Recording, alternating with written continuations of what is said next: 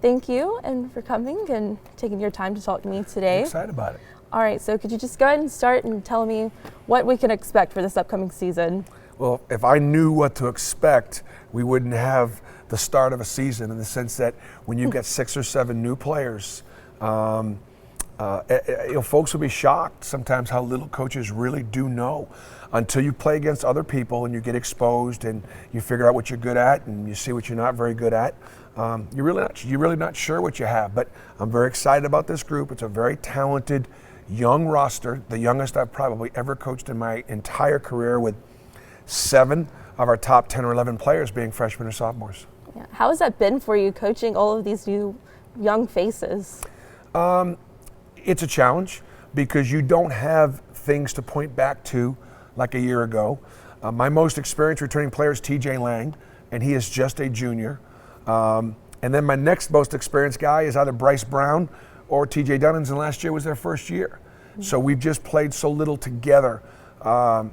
Been down 2 with the ball and 16 seconds left. I mean, situations like that we can point back to past successes or even failures. And but I think where we have the program right now, the vast majority of my team will return over the next year or 2, and that's how you start to build a championship program. Mm-hmm. And I know Auburn is ranked 11th in the preseason poll. What were your thoughts on that? Well, it probably surprised a lot of people that we were picked 11th because folks have read about how good the recruiting classes have been, and they have been good. But one of them don't come in till next year. The second thing is, when you're picked ahead of Tennessee, Missouri, and LSU, they pick all those other teams to finish ahead of us. Why? Because they're either bigger, more experienced, they feel like they're more talented, maybe they think they're better coached, I don't know. But it sort of is what it is, and I knew it surprised a lot of people. It really didn't surprise me. Now, I do think that by the time we get to January, we will be a better team. I'm not sure what our record will be because we're playing such a challenging non-conference schedule, but I do think this is a team that's going to get better as the season progresses because we are so young and we are so new. Mm-hmm. And therefore, you have a chance to finish higher than 11th. Yes. So what's your focus in preparation for this season?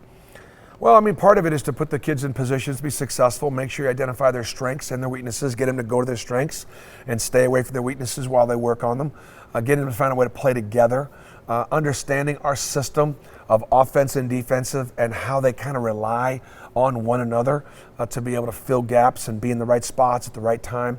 Right now, it's early in the season, they're still thinking, what play call is that and where am I supposed to go? And it's hard to play when you're thinking, and that's probably what'll happen to us a little bit early in the year. Mm-hmm. So what is the whole team's mindset looking to this upcoming season? I think the team's mindset is to try to make postseason. I think the team's mindset is to be way better than what we're picked. I think the team's mindset would be to have great chemistry and play well together, and just see if we can make Auburn basketball relevant in the world of college basketball, to see if we can hold up our end on campus. We've got the athletic programs, both for the men and the women, are championship programs across the board.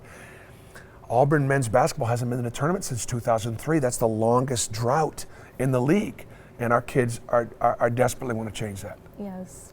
And I saw that it was recently announced that Auburn would play in the Maui Jim Maui Invitational in 2018, which is a big accomplishment because we've never been to that before. No. What was your reaction? Well, we worked really hard to get into it, to convince Dave Odom, who's the committee chairman, and ESPN and the people that are in Maui that we're going to be good enough, that we're going to fill half the Lahaina Civic Center on that pre-Thanksgiving week, that our fans will travel.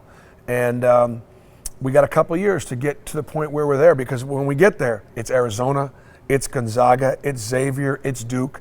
I mean, it's always a who's who of the best names in college basketball. Every NBA team will have multiple representatives there.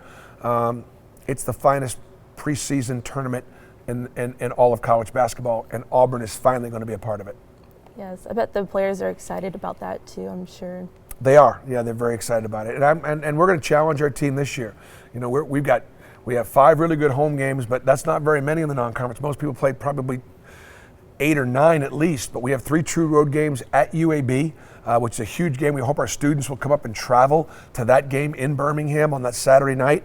We play TCU in Dallas, and we play UConn right before Christmas. So 3 true road games is almost unheard of, and then 4 neutral site games. 2 in Cancun, 1 at Madison Square Garden against Boston College, and 1 against Oklahoma in the Hall of Fame Classic. So we built a brutal schedule, but I'm trying to send my players a message. Look, I believe in you, and if we're going to be, Auburn University is relevant in engineering, in business, in so many areas of excellence academically, and football, and softball, and all these other.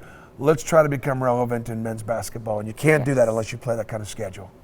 So how has it been for you and your time here at Auburn? We've 3 straight seasons of selling out tickets here in the Auburn Arena, been to the SEC tournament, and we beat Kentucky last year. So what has it been like for you? It's been good. We love it here. My family and I are very happy, blessed to have the opportunity.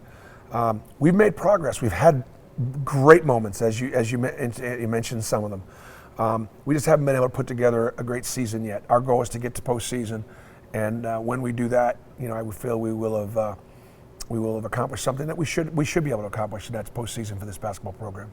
And you've also been really involved with the community and the students. Why is that so important to you? Well, as a member of the staff here, I work for the students, and people make a huge investment to come to Auburn and get their education.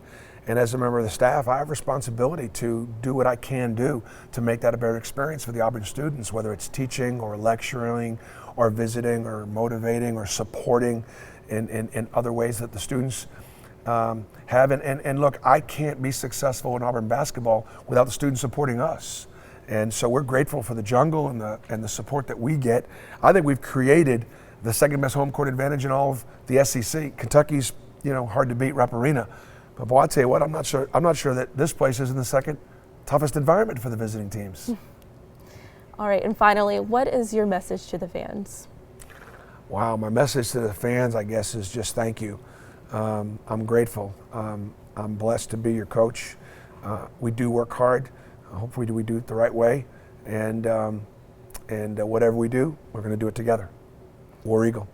Alrighty. Well, thank you, Coach, again, and it's nice speaking to you. Good luck this upcoming season. Okay, thanks. Come back and see us.